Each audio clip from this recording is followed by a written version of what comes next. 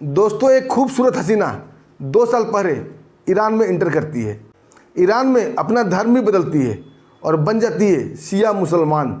उसके बाद बन जाती है खूबसूरत हसीना से खूबसूरत कातिल हसीना। ईरान में रह के ही ईरान के ही बड़े बड़े इंजीनियर और बड़े बड़े वैज्ञानिक को बेवकूफ़ बनाती है, बड़े बड़े आर्मी के ऑफिसर को अपने जाल में फंसाती है। और फिर शुरू होता है एक खूनी खेल। और जब तक लोग सतर्क होते, उसकी सच्चाई जानते, उसकी सच्चाई दुनिया के सामने आती, वह खूबसूरत हसीना गधे की सींग की तरह ईरान से गायब हो जाती है। और गायब होने से पहले ईरान में तबाही का मंजर फैला के जाती है।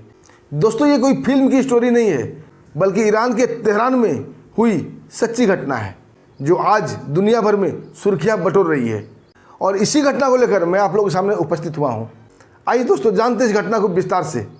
कहानी शुरू करने से पहले दोस्तों, आप लोगों को बहुत बहुत शुक्रिया, दिल से धन्यवाद। आप लोग हमारे वीडियो काफ़ी मात्रा में लाइक करते हैं, चैनल को सब्सक्राइब भी करते हैं। दोस्तों, अपना प्यार और आशीर्वाद हमारे पर ऐसे ही बनाए रखिएगा। हम आपके दोस्त, आपके भाई हैं। दोस्तों, कहानी की शुरुआत फरवरी 2023 से होती है। फरवरी 2023 में एक कैथरीन पेरेज नामक खूबसूरत लड़की ईरान में दाखिल होती है, जो कि फ्रांसीसी मूल की थी और बहुत ही खूबसूरत थी, बहुत ही तेज तर्रार थी। और दाखिल होने के बाद वो ईरान के लोगों को गुमराह करना शुरू कर देती है। बड़े बड़े कॉलेजों में जाती है और बोलती है, मैं एक धार्मिक प्रशिक्षु हूँ, मुझे इस्लाम के बारे में जानना है, इस्लाम धर्म मुझे बहुत अच्छा लगता है। दोस्तों, अब क्या, एक तो खूबसूरत लड़की, दूसरी फ्रांसीसी मूल की। ईरान के मुसलमान बहुत खुश हो जाते हैं। वह उन्हें बोला करती थी कि मुझे इस्लाम धर्म बहुत अच्छा लगता है, मैं भले ही फ्रांस में पैदा ली हूँ, लेकिन इस्लाम मेरे खून में बहता है। दोस्तों, अब क्या था, बड़े बड़े मौलवी उन्हें इस्लाम धर्म कबूल करवा देते हैं। लोग बड़े खुश होते हैं कि मैंने एक फ्रांसीसी मूल की महिला को इस्लाम कबूल करवा दिया। अब दोस्तों, कैथरीन का लिबास चेंज हो जाता है, वो बुर्का पहनने लगती है, बुर्का में, और वो खूबसूरत लगती थी। उसके बाद दोस्तों शुरू होता है उसका कारनामा, खूनी खेल। अब वो आर्मी के बड़े बड़े ऑफिसर की पत्नी को अपने जाल में फंसाती है, उनसे दोस्ती करती है, महंगे महंगे रेस्टोरेंट में ले जाती है, बड़े बड़ी पार्टियाँ देती है। लोग उससे बड़ा इंप्रेस हुआ करते थे। और धीरे धीरे और बड़े बड़े ऑफिसर की पत्नी को सीढ़ी बनाकर वो दाखिल हो जाती है ईरान आर्मी के ऑफिसर के ड्राइंग रूम तक। और धीरे धीरे ड्राइंग रूम से वो बेडरूम तक भी आ जाती है, यानी कि आर्मी ऑफिसर से भी दोस्ती कर लेती है। फिर शुरू होता है दोस्तों दौर पार्टी का, शराब और शबाब का।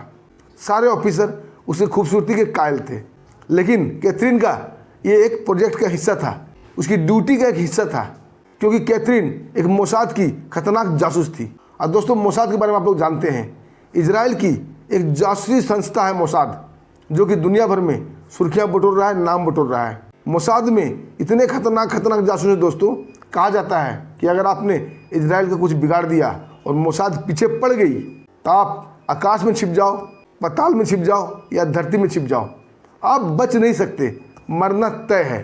तो उसी मोसाद की ये खतरनाक जासूस थी कैथरीन, क्योंकि इजराइल को पता था आज न कल ईरान से युद्ध होना है। और प्री प्लान वो 2 साल पहले ही कैथरीन को वहाँ शिफ्ट कर देता है। अब दोस्तों, कैथरीन आर्मी के बड़े बड़े ऑफिसर के साथ मिलकर एक मीटिंग करती है और उन्हें पैसे का झांसा दिखाती है, लालच देती है, और शुरू करवाती है एक ड्रोन फैक्ट्री। वो बोलती है, मैं फ्रांस से आई हूँ, मेरे पास अथाह पैसा है, लेकिन मैंने अपना धर्म बदल लिया, अब मैं इस्लाम धर्म की हो गई हूँ, मैं शिया मुसलमान हूँ, मैं चाहती हूँ अब ईरान में ही रहकर कुछ कमाई का जरिया शुरू किया जाए। और दोस्तों, ये बहाने बनाकर वो वहाँ शुरू करती है ड्रोन फैक्ट्री। अब उस ड्रोन फैक्ट्री में बड़े बड़े इंजीनियर, बड़े बड़े साइंटिस्ट को बुलाया जाता है, उनकी सैलरी डबल कर दी जाती है। उन्हें ये बताया जाता है कि आप ईरान सरकार के लिए ड्रोन बना रहे हैं, ईरान सरकार के लिए काम कर रहे हैं, आप देशभक्ति का काम कर रहे हैं, देश के हित में काम कर रहे हैं। दोस्तों, इंजीनियर भी खुश, वैज्ञानिक भी खुश, क्योंकि इस टाइम पर सैलरी मिल रहा है और फैसिलिटी उन्हें खूब दी जा रही थी। बाकायदा उन्हें आई कार्ड भी इशू कर दिया जाता है। Ministry of defence, Iran government, सब कुछ बढ़िया चल रहा था। अब धीरे धीरे कैथरीन आर्मी ऑफिसर के और करीब जाती है, उनसे सब वो राज उगलवाती जाती है और धीरे धीरे उसे ट्रांसमिट कर रही थी इजराइल। अब कौन ऑफिसर किस घर में रह रहा है, किस बेडरूम में सो रहा है, कहाँ वो क्या करता है, सब कुछ इजराइल के हवाले हो रहा था। लेकिन इन ऑफिसर को भनक नहीं लगती है। ड्रोन बनना शुरू हो गया तेहरान में। तेहरान के बीच में एक बड़ी सी बिल्डिंग, 2 मंजिला इमारत, वहाँ ड्रोन बन रहा था। और सभी वैज्ञानिक ये सोच रहे थे कि मैं ईरान सरकार के लिए काम कर रहा हूँ, देशभक्ति में काम कर रहा हूँ। लेकिन वो काम कर रहे थे मोसाद के लिए, इजराइल के लिए। अब दोस्तों इजराइल और ईरान में 9 दिन पहले युद्ध शुरू होता है और इजराइल हमला करता है ड्रोन से, और हमला भी इतना चूक, इतना सटीक कि बड़े बड़े जासूस भी सोचने पर मजबूर हो गए कि इतना सटीक निशाना कैसे हो सकता है, वो भी इजराइल से। ऐसा तो हो नहीं सकता कि इजराइल से ड्रोन आए और ईरान में अगर हमला करे, वो भी सटीक हमला, और मार के चला जाए। ड्रोन में इतनी पावर, इतनी कैपेसिटी नहीं होती। दोस्तों जब जासूस सक्रिय होते हैं, उसकी खोजबीन की जाती है, तब पता चलता है तेहरान की बिल्डिंग में ही ड्रोन बन रही थी, यानी तेहरान में ही ड्रोन बन रही है और तेहरान के ही ऑफिसर को मार रही है, इसलिए ये सटीक निशाना लगा रही है।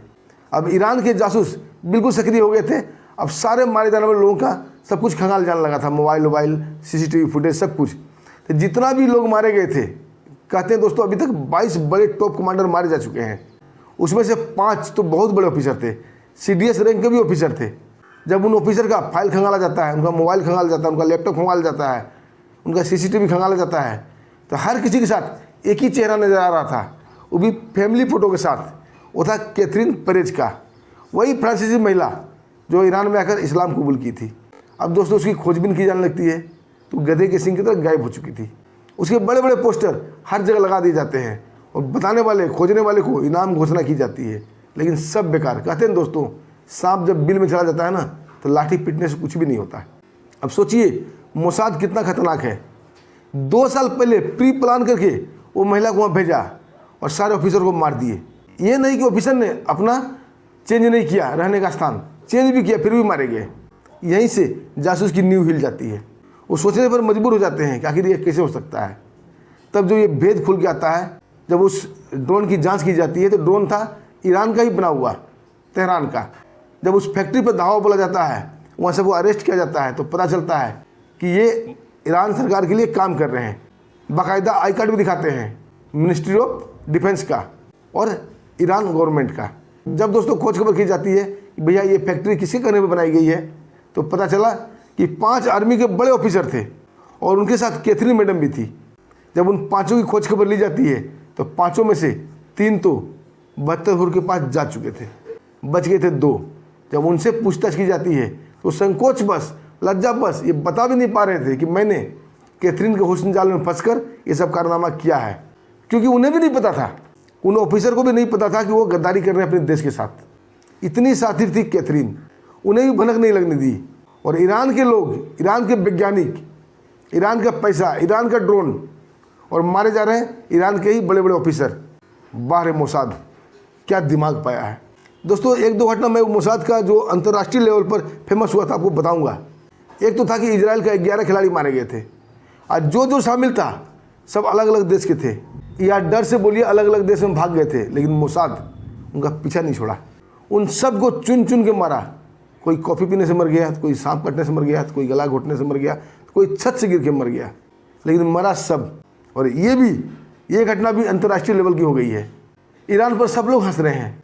कैथरीन की खोज हो रही है, लेकिन कैथरीन लगता है कोई और नाम से किसी देश में और भी जा चुकी है, एक अलग मिशन के साथ। दोस्तों ईरान की हालत अभी ऐसी हो गई है कि सबसे बड़े नेता, सबसे सर्वोच्च व्यक्ति खामनोई बंकर में छिपकर गुजारा कर रहे हैं।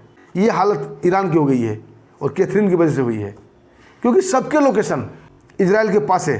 कब ड्रोन आएगा, कब गोली आएगी, कब कौन मरेगा, किसी बड़े ऑफिसर को नहीं मालूम।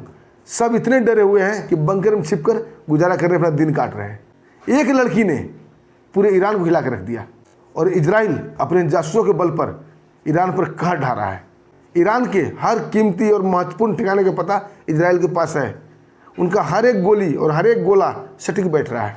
पार्टियों में और उसके मजाक में कहा करती थी, उसका तकिया कलाम था, लेकिन लोग उसे मजाक में लेते थे। लेकिन जब उसके भागने के बाद ये पता चला कैथरीन ऐसा क्यों करती थी। दोस्तों कैथरीन हमेशा कहा करती थी, हर किसी की मौत आएगी, हर कोई मरेगा, लेकिन मौत के रूप में दरवाज़ा कौन खटखटाएगा किसी को मालूम नहीं होगा। और दोस्तों उसके इस डायलॉग पर आर्मी के बड़े बड़े ऑफिसर हंसा करते थे कि हाँ बात तो सही है, हर किसी को मरना है, हर किसी की मौत आएगी और दरवाज़ा खटखटाएगा मौत।